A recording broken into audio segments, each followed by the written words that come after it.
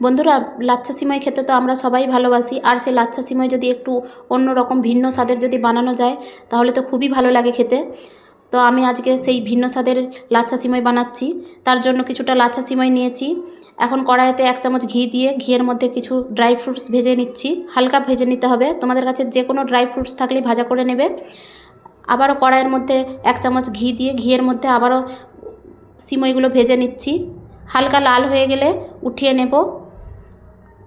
এখানে আমি 3-4 পিসের মতো পাউরুটি নিয়েছি। পাউরুটিগুলোর সাইডগুলো কেটে বাদ দিয়ে ছোট ছোট টুকরো করে নেব।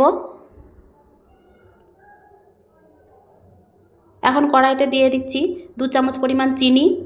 চিনিটা আমি ক্যারামেল করে নিচ্ছি। চিনিটার যখন হালকা কালার চলে আসবে ওর মধ্যে দিয়ে দিলাম আমি আধা লিটার দুধ। আগে থেকে দুধটা জাল করে রেখেছিলাম।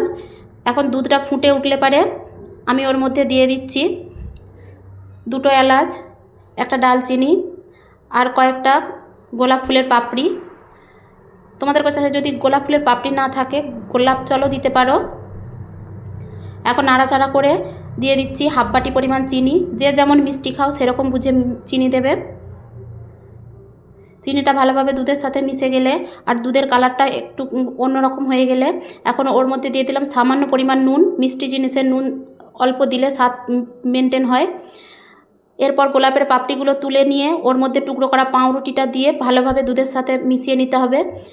মিশিয়ে একটা ঘন মালাই তৈরি করে নিতে হবে।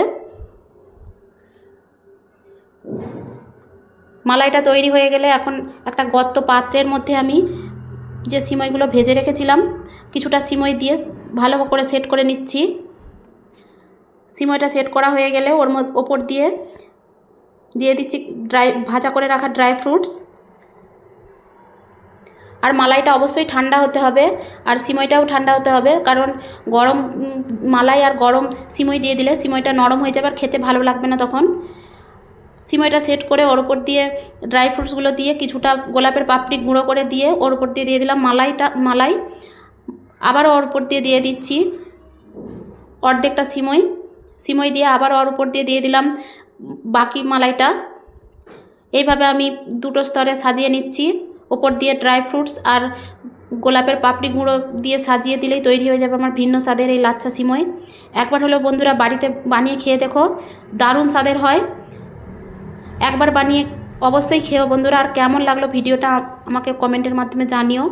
আর বন্ধুরা এই রেসিপিটার কী নাম দেওয়া যায় আমাকে কমেন্টের মাধ্যমে জানিও। আর ভালো লেগে থাকলে ভিডিওগুলো লাইক কমেন্ট শেয়ার করে পাশে থাকো।